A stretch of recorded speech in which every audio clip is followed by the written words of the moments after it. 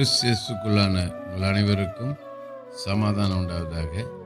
வேகமாக 8வது மாதத்தை முடிக்கிறது தருவாயில் நாம் வந்திருக்கிறோம். சுகமாக இருக்கிறீங்களா? சுகமாக இருப்பீர்கள் என்று கர்த்தருக்குள் நான் விசுவாசிக்கிறேன். கர்த்தர் ஒவ்வொரு சுகமாக வைத்திருக்கிறோம். இன்றைய தியானத்திற்காக எடுத்துக்கொள்ளப்பட்ட வேத வசனம் நீதிமொழிகள் 29:23 வசனம். மனுஷனுடைய அகந்தை அவனை தாழ்த்தும், மனத்தாழ்மை உள்ளவனோ கனமடைவான். இல்லையா? இந்த வசனத்தில் 2 குணாதிசயங்களை பார்க்குறோம். ஒன்று அகந்தை, இன்னொன்று மனத்தாழ்மை. அகந்தை உள்ளவனை என்ன செய்யுமா? தாழ்த்தும். வேதத்தில் இதுக்கு உதாரணமாக பார்க்கும்போது ஆமான் என்று சொல்லி வரும் மனுஷன் இருந்தான். யூத குலத்தை, யூத மக்களை அழிக்கும்படிக்கு கங்கணம் கட்டி கொண்டு இருந்தான். அகந்தை உள்ளவனாக இருந்தான். மொர்தெகாயை துச்சமாக எண்ணினான். அதனால் அவனுடைய நிலைமை என்னாச்சு சொன்னால், அவன் தாழ்ந்து போனான். அதாவது தான் செய்த தூக்கு மரத்திலே தானே போடப்பட்டான்.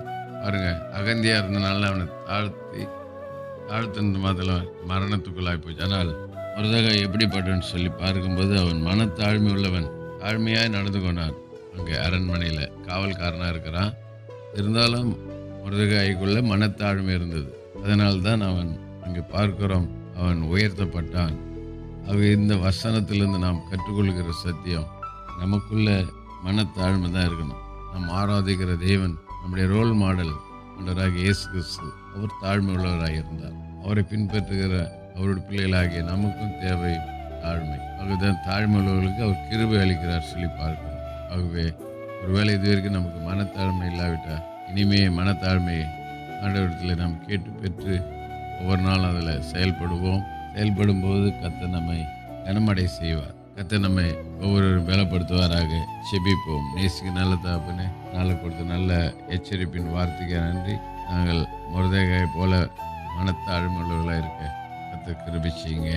எங்களுக்குள்ள எந்த விதத்திலையும் எந்த ரூபத்திலையும் அகந்தை வராதபடிக்கு காத்துக்கொள்ள உதவிச்சு இயேசுவின் நாமத்தில் ஜெபிக்கிறோம் நல்ல பிதாவே. நம்முடைய கர்த்தரும் இரட்சகருமாகிய இயேசு கிறிஸ்துவின் கிருபையிலும் அவரை அறிகிற அறிவிலும் வளருங்கள். அவருக்கு இப்பொழுதும் என்னென்றைக்கும் மகிமை உண்டாவதாக. நம்முடைய கர்த்தராகிய இயேசு கிறிஸ்துவின் கிருபை உங்கள் அனைவரோடு கூட இருப்பதாக. ஆமென், ஆமென், ஆமென்.